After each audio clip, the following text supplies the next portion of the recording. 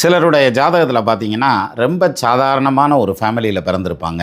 மிகப்பெரிய அளவில் பொருளாதாரத்தில் ஜெயிப்பாங்க. அவங்க அப்பா வேலைக்கு போய்க்கிட்டு இருந்தவரா இருப்பார். ஆனால் மகன் வந்து ஒரு பெரிய தொழில் அதிபராக இருப்பார். 10, 100 பேர்த்துக்கு வேலை கொடுக்குறவரா இருப்பார். 10, 50 குடும்பம் அவரை நம்பி பிழைக்கும். அப்படி பெரிய ஆளாக வளர்ந்துருவார். இத்தனைக்கும் அவர் ஜாதகத்தை பார்த்தீங்கன்னா, அப்படி ஒன்றும் பெரிய யோகமெல்லாம் இருக்காது. ஆட்சி உச்சம் இல்லை, இன்னும் சொல்லணும்னா 2 கிரகம் வக்ரம், 3 கிரகம் வக்ரம்லாம் கூட இருக்கும். ஆனாலும் ஜெயிச்சிருப்பான். எப்படிப்பா அப்படின்னாக்க, இதெல்லாம் ஜாதகத்துக்கு எதிராக வேலை செய்யுது அப்படி அர்த்தம் கிடையாது. இப்போ பாருங்கள், நீங்கள் எந்த ராசின்னு வேணாலும் இருங்க. இப்போ தனுசு ராசின்னு எடுத்துங்க. தனுசு ராசி அதிபதி எது? குரு. குரு அந்த சந்திரனோட தனுசு ராசிலேயே ஆட்சியாக இருக்காருன்னு வச்சுக்கோங்க.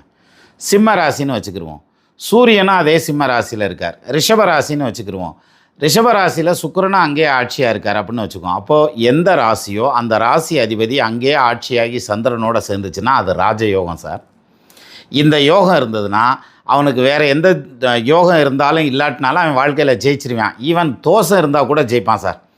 ஸோ அந்த வகையில் ஏதாவது ஒரு கிரக அமைப்பு பாசிட்டிவாக அமைஞ்சிச்சுன்னா போதும், அந்த ஒரு திசையில் தூக்குச்சுன்னா லைஃப் லாங்காக அந்த சுகத்தை அந்த ஜாதகன் அனுபவிப்பான். அதனால் என் ஜாதகம் தான் உலகத்திலேயே மோசமான ஜாதகம்னு ஒரு சில எண்ணம் வச்சுருப்போம்ல, அதை தூக்கி கலட்டி வெளியே குப்பையில் ஓட்டுவிட்டு அடுத்து யோகமான டைம் உங்களுக்கு எப்போ வருதுன்னு உங்கள் ஜாதகத்தில் பாருங்கள். அந்த டைமில் நீங்கள் நிச்சயமாக வாழ்க்கையில் ஜெயிப்பீங்க சார்.